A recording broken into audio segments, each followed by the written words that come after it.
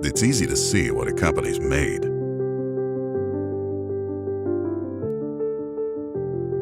Harder to see what a company's made of. But when we write the book that tells the story that wins the job, we don't just show them what we've made. We show them what we're made of. It's a pretty darn good story. We're all in it together. Want to hear it? It starts with how you lead. You. Not just somebody with the last name Hutton. You should expect that, right? But pass along a skill or an insight or an idea and lead.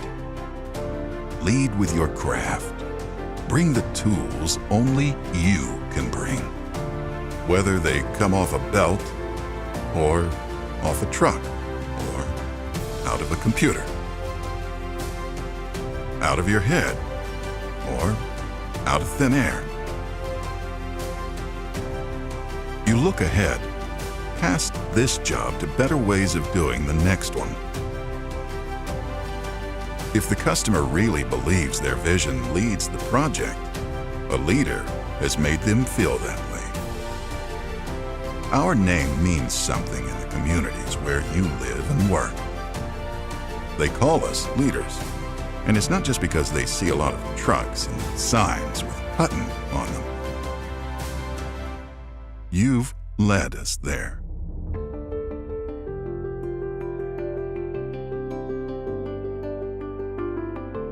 And all that, that's just chapter 1. Inspiration comes to me when somebody tells us no, and we show them how to overcome that no by bringing them solutions. My family and building the foundation for their future. I get motivated, moved, or inspired to do something when I know it's for a greater cause. Did we inspire each other today? You can bet we did. Probably without even knowing it. Choosing to work as a team, pushing past the limits and expectations of our industry, and simply always trying to top the last job. Maybe we don't stop often enough and recognize those things as innovation and inspiration, because they all come naturally. It's just in us. But those aren't just words to make us feel good. It's how we grow. One of the things that does help us inspire on a job like this is it's a long ways from the status quo, building something cool and interesting that will be cherished for a while with the university into an old building that's getting on 100 years old. That's fun, that's inspirational, and it gets everybody geared that way, where if you can get the whole team moving in that idea that we're doing something that everyone cares about, it helps all the way around. Okay, this story is just getting good now. The day we can skip this chapter is the day we figure out how to make concrete without cement. Respect is our essential bond, the ingredient that holds us together. What's our bond together? Respecting each other for having different, unique talents. Maybe even just when we're having differences. Because without that, we'd lose our originality. What fun is it to collaborate with somebody who agrees with you all the time? When does that happen? Respect to me is really just treating people how I want them to treat me, kind of that following the golden rule. To me, respect is loyalty. Respecting the owner, respecting one another. First of all, we have to respect each other and ask for opinions and viewpoints and ideas and respect them by listening to those ideas and those thoughts and those words. That's really how we should treat all of our owners and subcontractors and really everybody we work with. You think of respect as that invisible stuff that holds us together, but it's the first and last thing the customer sees. Because we respect the job, when we're dissatisfied, we work until we're satisfied. And we're always a little dissatisfied. The professionals we work with respect us, because at the end of the day, what have you really built? A reputation, There may be one name on the building, but it stands for hundreds of other names that are on what we build.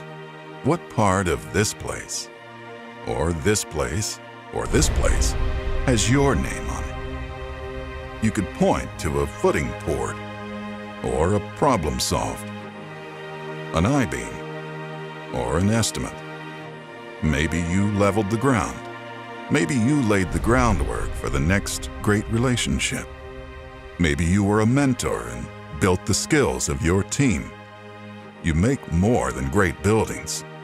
You construct greater communities, a greater culture.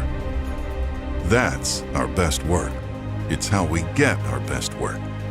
It's how we get the best people.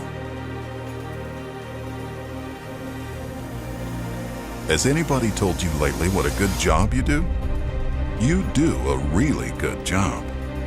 How'd you get good at your job? You take a good hard look at what works and you keep it. You say, that worked, that really worked. You put it in the toolbox that's your brain and use it the next time. Why couldn't we do the same thing as a company? That's the whole point. Well, yeah, we do. We do. We do. We do. We do. We do. We do. This is the part of the story where you go, aha, I knew it. Whatever we do here, every detail, every moment, every meeting when you shined, every meeting you'd rather not be in, the times when we nail it, the times when we go back and get it right. Because we do these things the way we do them, we're all laying the foundation for our next success. So, that's the story that goes in the book that wins the job.